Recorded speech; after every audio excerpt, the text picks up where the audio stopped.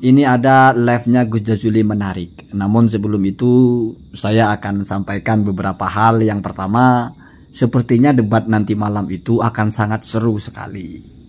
Ini ada beberapa indikator. Yang pertama, kalau kita perhatikan di channel Pada Suka itu, biasanya kalau ada perdebatan nanti malam, ya setidaknya siang ini baru diupload woro-woronya atau flyernya atau apanya ya, atau stikernya atau pengumumannya lah. Tapi kalau untuk acara saya dengan Seth Cory itu dari kemarin diuploadnya, lebih dari 1 kali 24 jam. Itu berarti kan laga yang sangat penting mungkin ya, bahkan judulnya big match ya. Yang kedua, berkaitan juga dengan tanggapan tipis-tipis dulu saya tentang konten Gus Jazuli ini. Ini kalau kita posisikan konten Gus Jazuli ini seperti prediksi pengamat gitu. Kita tahu ya, kalau laga antar kampung itu kayaknya nggak ada prediksi pengamat bola ya. Tapi kalau Piala Dunia atau Liga Champion itu kan sebelum pertandingan ada kan pengamatnya memprediksi skor, memprediksi serangannya, strateginya apa, kan begitu kira-kira ya. Ini Gus Jazuli ini paham mungkin kalau laga ini akan keren, sehingga dia itu sampai sempat-sempatnya membuat prediksi. Ya bagi saya terima kasih lah ya. Berarti saya ditebak gitu akan menyampaikan argumentasi apa. Ya kalau masalah prediksi kan bisa tepat bisa enggak ya, itu tidak penting juga ya. Walaupun prediksi saya juga seperti itu atau apa ya silakan saja ya. Tapi sepanjang saya mendengarkan live itu ada beberapa pernyataan dari Gus Jazuli itu yang agak-agak ya, agak membuat saya tersedak itu. Ketika sahur itu mendengarkan kok Gus Jazuli pada akhirnya ketelisut juga di bagian yang sepertinya tidak layak lah kalau untuk Gus Jazuli itu tergelincir di bagian itu gitu loh. Jadi menisbatkan ucapan bukan kepada orangnya gitu. Jadi statement si A padahal bukan. Ini kan ketelisutnya orang-orang standar saja. Kalau Gus Jazuli ini kan sudah disebut ahli kitab ya, ngajinya sudah bahkan sampai ke Yaman ngajinya ya, baca kitab terus setiap live juga. Tapi masih ketelisut di bagian itu gitu ya. Kalau bagi saya pribadi, ya saya tidak merendahkan Seth Cory, tapi kalau diukur dengan Gus Jazuli, ya saya pribadi menilai masih di atasnya ya. Gus Jazuli itu masih di atasnya Seth Cory. Setidaknya penilaian saya sederhana saja. Sepanjang saya melihat Gus Jazuli baca kitab itu, belum pernah ada kesalahan sefatal seperti misalnya Seth Cory membacakan kitab menjelaskan tentang Alwi bin Amul Faqih. Gimana bisa Alwi bin Amul Faqih padahal itu Alwi Amul Faqihnya. Lalu karena kesalahan memahami itu, lalu dia benturkan dua kitab, Samsud Dohiro dengan Hikmatul Asyirah ya. Dalam Samsud Dohiro, Alwi ini tidak punya anak bernama Abdul Malik. Padahal dia salah nyari alwinya. Yang di Hikmatul Asyirah itu Alwi Amul Faqih, dicari dalam Samsud Dohironya alwi yang bin Faqih Muqaddam. Jadi dipikirnya Faqih Muqaddam dengan Amul Faqih sama, sehingga alwinya ini adalah satu orang.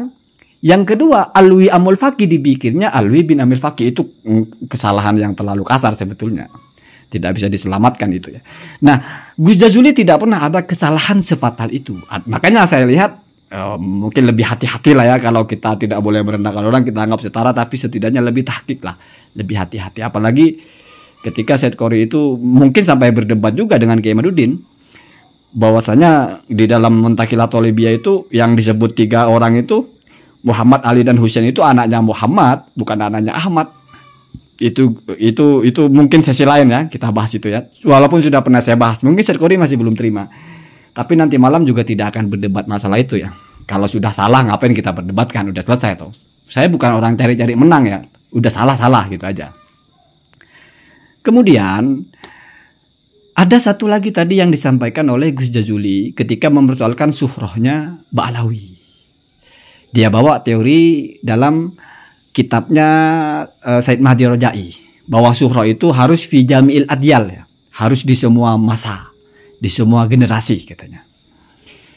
Saya jadi heran masalah ini ya. Dia bawa teori dari Said Mahdi Rojai. Kenapa saya bilang itu teori dari Said Mahdi Rojai? Karena kalau dibaca di kitab lain tidak ada bahasa jami'il adyal, itu tidak ada. Saya bukan tidak baca kitab Pak ya, walaupun tidak pernah pamer-pamer ya. Biasanya surah istifadah itu dibahas tulu zaman.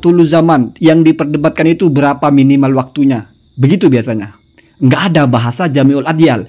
Baru muncul di kitab nasabnya Said Mahdi Rojai, Jami'ul Adyal. Artinya oke lah Said Mahdi ini punya teori sendiri gitu dalam masalah surah. Tapi Ba'alawi sah Pak menurut Said Mahdi Rojai. Artinya apa? Oh berarti Ba'alawi pun surahnya ya seperti itu gitu. Simple toh. Orang buat obat ini atau buat alat ukur ini untuk mengukur panjang yang 1 meter. Lalu dia bawalah tali. Ah ini yang sudah lolos 1 meter, 1 meter, 1 meter dengan ukuran dia. Lalu kita pakai ukuran orang itu, menolak yang sudah katanya yang punya ukuran sudah lolos. Oh enggak sampai 1 meter ini Pak. Kamu pakai ukuran siapa? Dipakai ukuran Bapak. Loh, saya yang buat ukuran, saya yang mengatakan lolos, kok bisa kamu mengatakan tidak? Berarti kamu pakai ukuran kamu sendiri itu. Sesederhana itu. Ya kalau Kiai Haji Madudin kan juga melakukan hal seperti ini. Ketika mengatakan Said Mahdi Rojai menulis dalam teorinya bahwasanya kalau ulama nasab itu menggunakan akibuhu min ya jumlah ismiyah berarti itu hasr, tidak punya anak lain. Tapi kenapa Anda menuliskan Ba'alawi? Kalau itu sebetulnya itu bukan teori Said Mahdi Rojai ya. Artinya itu teori dimanapun ada. Jadi dalam Al-Fadu An-Nasabin ya juga begitu ya. Dalam Mustalah An-Nasabin juga begitu. Kalau menggunakan jumlah ismiyah hasr, kalau jumlah fi'liyah tidak hasr gitu. Artinya ini tidak dinisbatkan kepada Said Mahdi Rojai. Jadi kan kurang nyambung kalau kita menganggap orang bertentangan dengan teorinya, itu teori umum kok. Ya, begitu. Berarti Said Mahdi Rojai tidak menganggap semuanya adalah hasr. Atau tidak menganggap Samsuddohiro itu atau Sajarah Mubarakah itu sebagai murojeh, menganulir yang lain. Memang diakui itu hasr, artinya versi Sajarah Mubarakah memang begitu. Tetapi kitab ini tidak bisa menganulir yang lain. Kenapa? Kalau misalnya Said Mahdi Rojai menganggap kitab itu menganulir yang lain, berarti membatalkan Ba'alawi dong. Ternyata malah enggak. Malah sengaja-sengaja bikin surat, bikin takrir. Langsung head to head. Tidak ada kitab itu tidak lalu menunjukkan batal. Nah itu ya.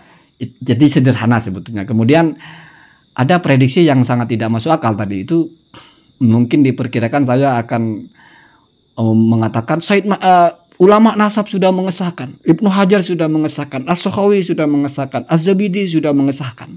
Lalu Anda siapa membatalkan? Saya nggak akan begitu kalau dengan Said Qori ya. Kenapa? Karena Said Qori As-Sakhawi aja bocah kemarin sore toh. Artinya kan sudah ditolak itu. Ibnu Hajar itu cuma nukil kan? Kan begitu bahasanya kan? Bahkan tidak bertemu dengan Habib Ali Idrus.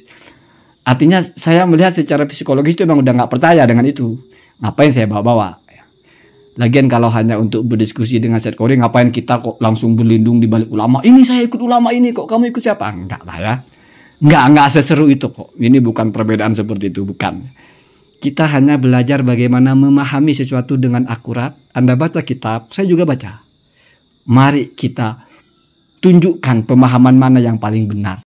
Jadi kira-kira begitu ya, dan saya mau usahakan ini santuy ya, sehingga bisa berdurasi lama dan tidak melelahkan. Karena bagi saya ini bukan bicara hal yang rumit, ini bicara hal yang sudah jelas. Hanya saja mungkin karena ada beberapa orang yang entah salah paham entah apa sehingga ini menjadi rumit ya. Kita nantikan saja. Allahumma hadina hadasabil.